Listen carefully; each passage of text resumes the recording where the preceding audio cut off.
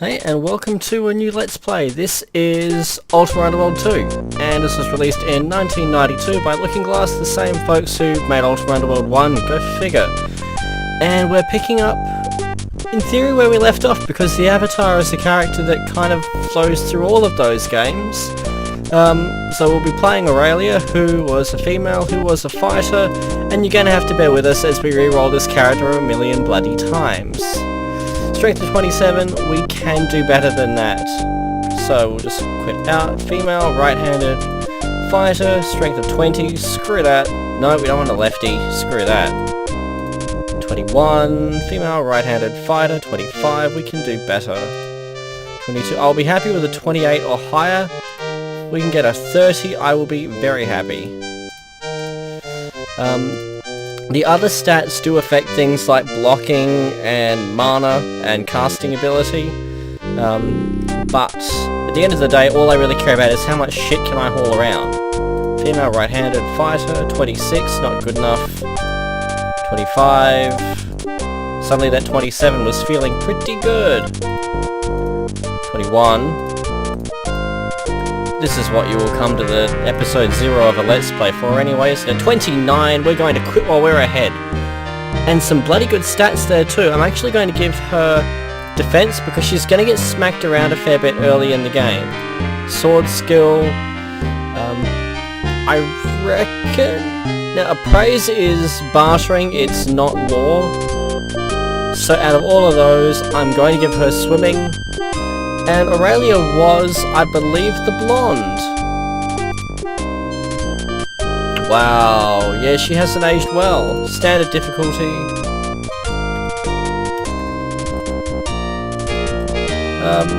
And we'll keep this character.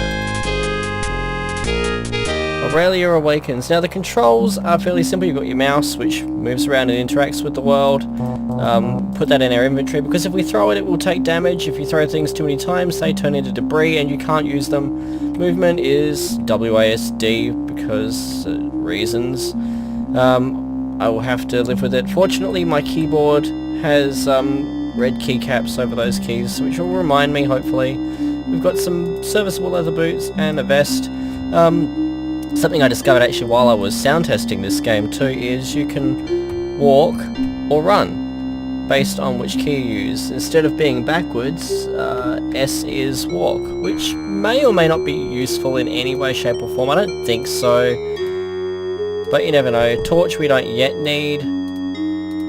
That's our weapon. Some thread, I don't know why we need that. You can make a fishing rod out of it, but we don't need that. We'll empty the chest. Got another scroll. Greetings, old friend. I hope this letter finds thee in good health. 'Tis almost 2 years since the defeat of the Guardian. Right, so that's the letter that invited us here in the first place. This one reads, Avatar, please come to the throne room as soon as possible. Lord British shall be holding a meeting to discuss our options in this sudden crisis. Signed, Miranda. Okay. Well, we can throw that over there too. We have a bowl, which is where we keep our food. Is there any food in this bowl? No. I do believe I saw a pastry. And a bit of meat.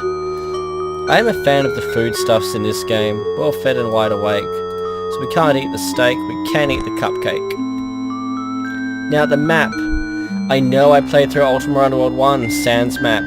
I am not that brave in this game. That's just not happening. This quiver's not all happening either. Serviceable dagger, badly worn dagger, so we will leave you there. We will not be short of weapons. Secret door. You can interact with things either by these various functions. So that's, attack, open, pick up, talk, look, and our menu. But right-clicking and interacting with the world can still do things. For example, right-click on the spot, you'll examine it. Right-click and drag, we'll use it. If you right-click and drag will actually pick something up. Right-click and drag and repeat after just a moment. So the old click and snap will let you open something or use a bed. We don't care about any of that. I can just go straight back down there. See, we've already upgraded our weapon and all we've done is find our walk-in wardrobe. A backpack, which we'll put there. With more food, don't mind if I do.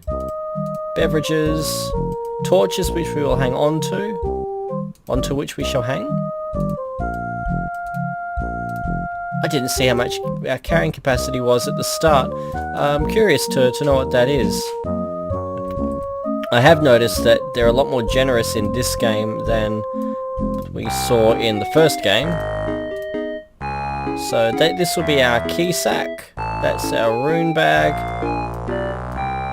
Just throw our runes in there. We've got in, bet, jux, sanct. Oh my god, can I move backwards? Ort.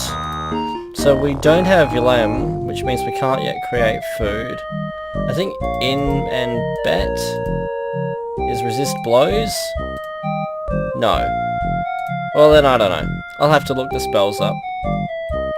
And that's a switch that takes us to outside of the castle. We have an upset giant tan rat. We're not going to interact with him yet. We are going to do all of as much as we have, because this is the first episode and people who are not interested in character creation are not going to be watching this one. So we will put our spare dagger there.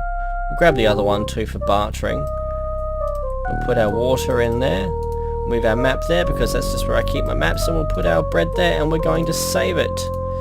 So we have episode 0.